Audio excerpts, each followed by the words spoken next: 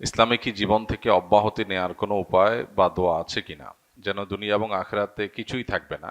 এরকমটা কি সম্ভব? আমার কাজের কারণে পরকালের শাস্তি ছাড়া আর কিছুই দেখছি না।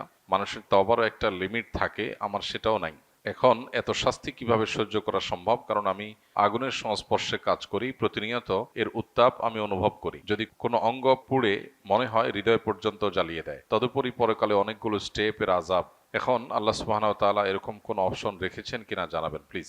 যে ভাই প্রশ্নটি লিখেছেন তিনি হয়তো মনে করেছেন যে তার পাপাচার, তার নিজের প্রতি নিজের যে অবিচার, জুলুম, অন্যায়, আল্লাহর অবাধ্যতা, এটা এত বেশি হয়ে গেছে যে আখিরাতে বোধহয় আল্লাহ তাকে মাফ আর করবেন না বা মাফ করার কোনো অপশন নেই। এ ধরনের চিন্তা আমাদের অনেক ভাইদের মধ্যে, অনেক বোনদের মধ্যে আসে, বিশেষ করে তরুণদের। এবং একটা বয়সে মানুষ যখন নানা ধরনের অনাচারে ডুবে থেকে নিজের জীবনকে ধ্বংসের দ্বারপ্রান্তে নিয়ে যায়, তখন এই ধরনের চিন্তা ভাবনা আমাদের অনেকের মধ্যে চলে আসে।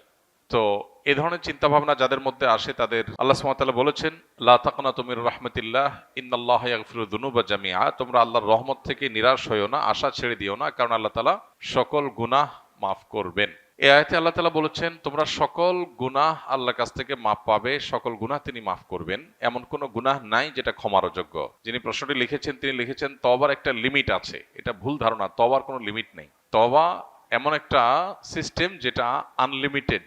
বান্দার তওবার কোনো লিমিটেশন নাই যে আল্লাহ এর পরে আর মাফ করবেন না, এমন কোনো কথা কোরআন হাদিসে কোথাও বলা হয়নি। বরং বান্দার পাপ বা অপরাধ যত বেশি হোক না কেন, আল্লাহর ক্ষমাশীলতা তার চাইতে অনেক বেশি। কেউ যদি মনে করে যে আমার পাপাচার এত বেশি হয়ে গেছে যে আল্লাহ মাফ করতে পারবেন না, তিনি তার পাপাচারকে আল্লাহর ক্ষমাশীলতার চাইতে বড় মনে করেন, বেশি মনে করেন, যেটা আল্লাহ সম্পর্কে তার ভুল ধারণা। তো এই ধরনের নৈরাশ্য শয়তান মানুষের মধ্যে সৃষ্টি করে। আল্লাহ বলেছেন ওয়ালা ইয়াসমির রাহিল্লাহ ইল্লাল কওমুল কাফিরুন। আল্লাহর রহমত থেকে অবিশ্বাসী সম্প্রদায় ছাড়া, কাফির ছাড়া অন্য কেউ আর আশা ছাড়ে না। রহমতের আশা কেউ ছাড়তে পারে না।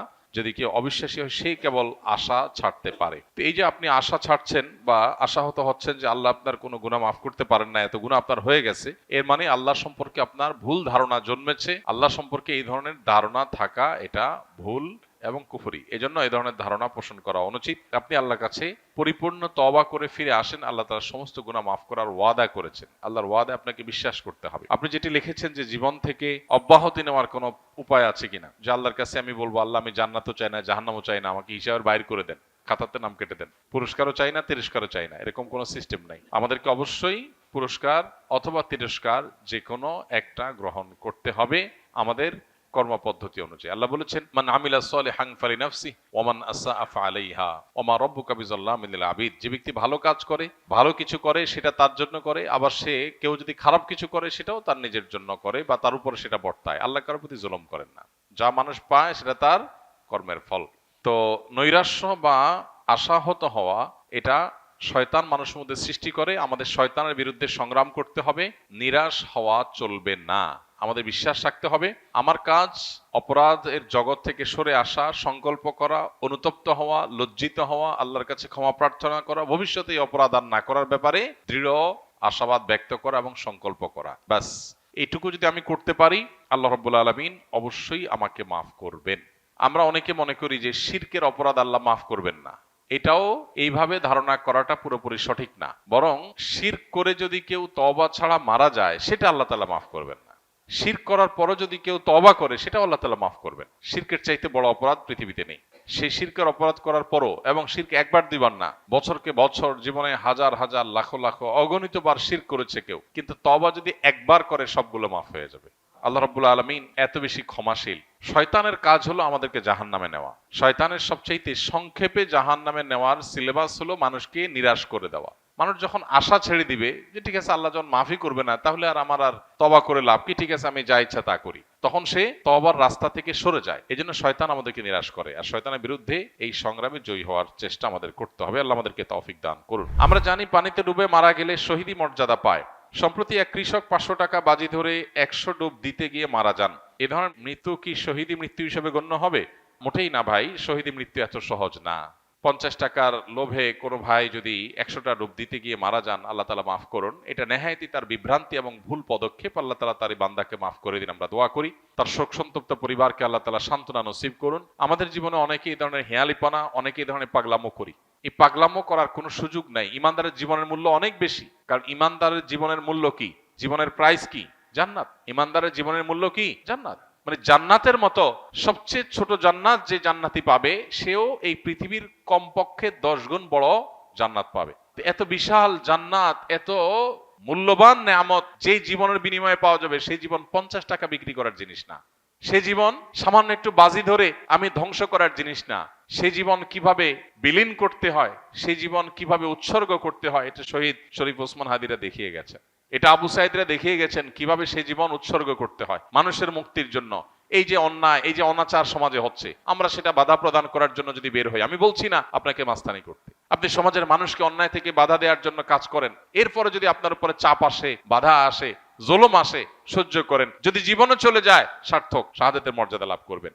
অতএব এই ধরনের বাজি ধরতে গিয়ে মারা গেলে শাহাদাতের মর্যাদা এত সস্তা জিনিস না। হ্যাঁ, এটা ঠিক যে হাদিসে আছে পানিতে ডুবে মারা গেলে শাহাদাতের মর্যাদা পাওয়া যায়। সেটা কে? অ্যাক্সিডেন্টলি যদি কেউ পানিতে ডুবে মারা যায়, এটা তো অ্যাক্সিডেন্টলি মৃত্যু বলা যাবে না, বরং এটা নিজেকে বিপদের দিকে ঠেলে দেওয়া বলা যায়। আল্লাহ তাআলা বলেছেন, ওয়ালা তুলকু বিআইদিকুম ইলা তাহলুকা, তোমরা নিজেদেরকে ধ্বংসের দিকে ঠেলে দিও না। এটা ধ্বংসের দিকে ঠেলে দেওয়া। আপনার নিশ্চিত কষ্ট হবে, বিপদ হবে, জেনেও সে কাজটা করা আপনার জন্য জায়েজ নাই পার্থিব কারণে। হ্যাঁ, আল্লাহর সন্তুষ্টির জন্য, আল্লাহর রাহে, আল্লাহকে খুশি করবার জন্য যদি আপনার জীবন যৌবন সবকিছু দিয়ে দিতে হয়, এটা সার্থকতা। এটা সার্থকতা, কারণ এর বিনিময়ে আপনি জান্নাত লাভ করবেন। তো যাই হোক, আল্লাহরে বান্দা, তার ফয়সালা আল্লাহ তাআলাই করবেন। আমরা দোয়া করি আল্লাহ তাআলা তাকে মাগফিরাত নসিব করুন। আমরা দোয়া করি আল্লাহ তাআলা তার শোক সন্তপ্ত পরিবারকে সান্ত্বনা নসিব করুন। তবে এই ধরনের কাজ কারো করা উচিত না, এবং যারা বাজি ধরেছে তার সাথে, তাদের ব্যাপারে পুলিশি তদন্ত হওয়া উচিত। যে একজন মানুষকে 50 টাকার বাজি ধরে, 50 টাকার লোভ দেখিয়ে বা যেভাবেই হোক এভাবে 100 ডুব দেওয়ার জন্য এরকম রিস্কি কাজের মধ্যে ঠেলে দেওয়া, এটা আদৌ এটার পেছনে কোনো দুর্বিসন্ধি আছে কিনা, বা এই ধরনের হেয়ালিপনা সেই বা কেন করলো, এটা জবাবদিহিতার আওতায় আনা উচিত। মানুষের জীবন এত সস্তা না। অতএব আমরা কোনো অবস্থাতে এই ধরনের হেয়ালিপনায় যাব না। পৃথিবীতে এমন অনেক দেশ আছে যেখানে ধর্ম পালন নিষিদ্ধ, সেখানে ইন্টারনেটও নেই। উদাহরণত উত্তর কোরিয়া। এখন প্রশ্ন হলো, সেখানে যাদের কাছে ইসলামের দাওয়াতই পৌঁছেনি, তাদের অবস্থান কোথায় হবে পরকালে? কোনো ব্যক্তি, কোনো সমাজের মানুষের কাছে যদি ইসলামের কোনো দাওয়াত না যায়, তাহলে কিয়ামতের ময়দানে তাদের কোনো হিসাব নাই, শুধু একটা হিসাব হবে। সেটা হলো তারা কোনো সৃষ্টিকর্তায় বিশ্বাস করছে কিনা, আল্লাহর একত্ববাদে বিশ্বাস করছে কিনা, এটুকু হিসাব নেওয়া হবে। বলে এটুকু কেন হিসাব নেওয়া হবে? কারণ এটুকু বোঝার জন্য কোনো দাওয়াতের প্রয়োজন নেই। মানুষের বিবেক যথেষ্ট। মানুষের বিবেক তার সৃষ্টিকর্তার খোঁজ করার জন্য যথেষ্ট। তার বিবেকই তাকে তাড়না দিবে যে আমাকে কে সৃষ্টি করলেন। এই পৃথিবী কি এমনি এমনি চলছে? এমনি এমনিতে একটা গাছের পাতাও নড়ে না, বাতাস আসে তাই পাতা নড়ে। বাতাস ছাড়া কি পাতা নড়ে? কেউ না নাড়ালে কি পাতা নড়ে? একটা পাতা যদি এমনি এমনি না নড়ে, তো পৃথিবীর এই মহাসৃষ্টির সবকিছু চলছে কোনো ক্রিয়েটর ছাড়া। ক্রিয়েশন হচ্ছে ক্রিয়েটর ছাড়া, এটা তো অযৌক্তিক। অতএব এই ক্রিয়েশনটাই ক্রিয়েটরের অস্তিত্ব, মহান সৃষ্টিকর্তার অস্তিত্বের জানান দেয়। এই কথা বোঝার জন্য, আল্লাহর অস্তিত্ব এবং একত্ববাদে বিশ্বাসী হওয়ার জন্য কোনো নবী রাসূলের দাওয়াতের প্রয়োজন নাই। মানুষের কমন সেন্স যথেষ্ট। এতটুকু বিশ্বাস যদি ধারণ করে, বাস তারা আখিরাতে নাজাত পেয়ে যাবে, তাদের আর কিছু লাগবে না। আস-সুন্নাহ ফাউন্ডেশন, উম্মার স্বার্থে সুন্নাহর সাথে।